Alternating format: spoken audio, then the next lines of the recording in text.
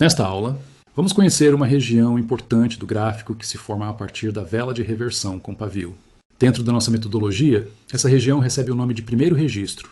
Essa é uma área que merece atenção, porque nela o mercado costuma demonstrar dois comportamentos importantes: rejeição de preço e perda de força do movimento.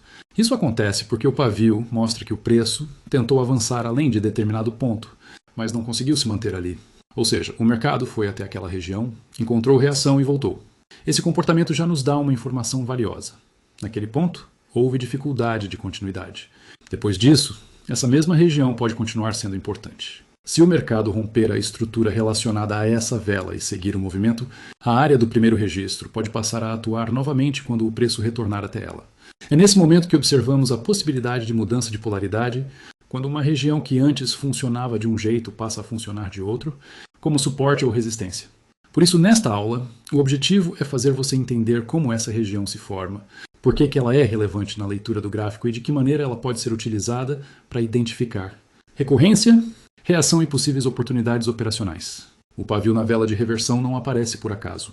Ele mostra que o mercado tentou avançar, mas encontrou rejeição e perdeu força naquela região. Quando o preço rompe essa estrutura e se afasta, esse ponto passa a carregar memória de mercado.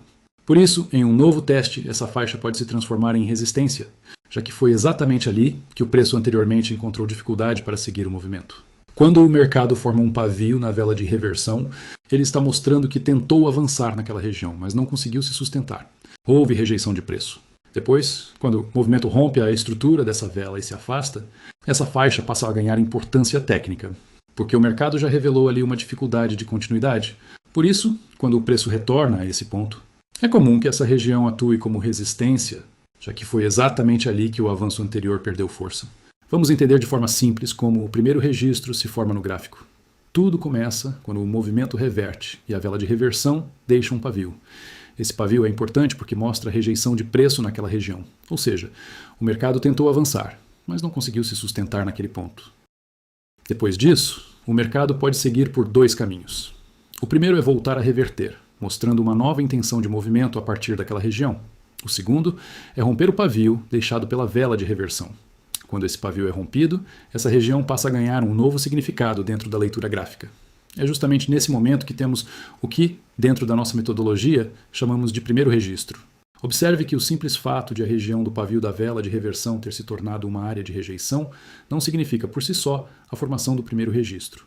Nesse momento, o que temos é uma intenção inicial encontrando oposição, e essa disputa pode levar o mercado a uma nova reversão. Isso acontece porque a região da primeira vela, que reverteu, passa a funcionar como uma área de conflito entre forças opostas.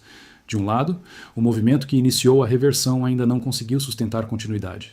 Do outro, o fluxo contrário também pode encontrar resistência e sofrer reação. Essa disputa faz com que o mercado, temporariamente, alterne o controle do movimento naquela faixa de preço. Mas essa alternância não é definitiva. Dependendo do contexto, da tendência e da força da intenção dominante, essa região pode ser rompida. E é justamente quando esse rompimento ganha relevância dentro da estrutura que passamos a ter, o que, dentro da nossa metodologia, chamamos de primeiro registro.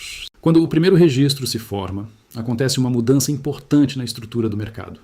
Uma região que antes servia como suporte pode passar a funcionar como resistência. Ou uma região que antes era resistência pode passar a atuar como suporte. Depois disso, se o preço voltar até essa faixa, essa região merece atenção. Isso porque o mercado já reagiu ali antes e agora pode voltar a reconhecer esse ponto como uma área relevante. Se o contexto estiver alinhado, como tendência favorável e confluências locais, o preço pode rejeitar o movimento oposto e retomar a direção principal. Operar por recorrência pode dar muito certo, mas também pode dar muito errado. E o motivo é simples: tudo depende da estrutura de mercado que está por trás daquele movimento. Nenhuma recorrência deve ser operada de forma isolada. Para que a leitura tenha qualidade, é preciso compreender a estrutura do mercado, interpretar o contexto, reconhecer confluências e esperar um gatilho de entrada que faça sentido dentro da operação. Esses fundamentos serão construídos ao longo dos seus estudos em análise gráfica no Acertando Mais.